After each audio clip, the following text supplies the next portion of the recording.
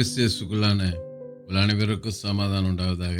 இன்றைய தியானத்திற்காக எடுத்துக்கொள்ளப்பட்ட வேதவசனம் நீதிமொழிகள் 12:22.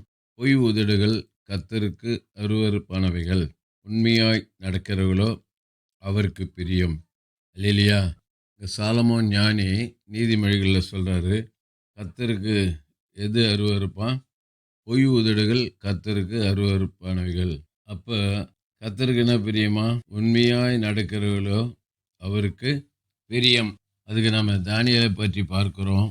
தானியேல் 6ஆம் அதிகாரத்தில் வாசிக்கிறோம். தானியேல் மேல் குற்றம் சுமத்துகிறதற்காக முகாந்தரம் தேடுறாங்க. ஒரு முகாந்தரத்தையும் காணலை. காரணம், அவன் உண்மையுள்ளவனாக இருந்தபடியால் அவன் மேல் சுமத்த யாதொரு குற்றமும் குறையும் காணப்படவில்லை. ஆகதான் இங்கே தானியேலை பற்றி சொல்றாரு.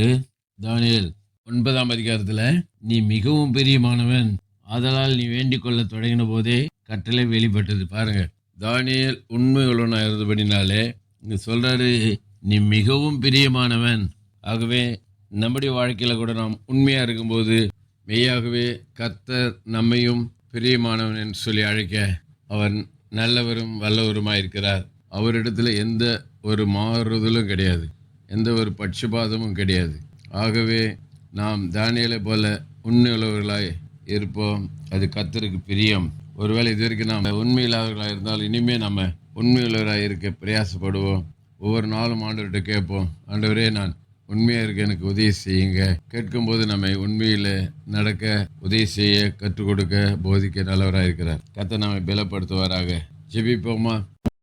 நேசிக்க நல்ல தகப்பனே, இந்த நாளில் கொடுத்த நல்ல வார்த்தைக்கு நன்றி. கர்த்தருக்கு அருவருப்பானதும் கர்த்தருக்கு பிரிய என்னதென்றும் சாலமோன் ஞானி மூலமாய் நாங்கள் அறிந்து கொண்டோம். ஆகவே உமக்கு பிரியமாக இருக்கிற காரியத்தை மாத்திரம் நாங்கள் செயல்படுத்த உதவி செய்யும். ஆசீர்வதியும் பலப்படும். இயேசுவின் நாமத்தில் பிதாவே, ஆமென். நம்முடைய கர்த்தரும் இரட்சகருமாகிய இயேசு கிறிஸ்துவின் கிருபையிலும் அவரை அறிகிற அறிவில் வளருங்கள்.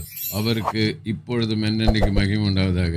நம்முடைய கர்த்தராகிய இயேசு கிறிஸ்துவின் கிருபை உங்கள் அனைவரோடு கூட இருப்பதாக. ஆமேன், ஆமேன், ஆமேன்.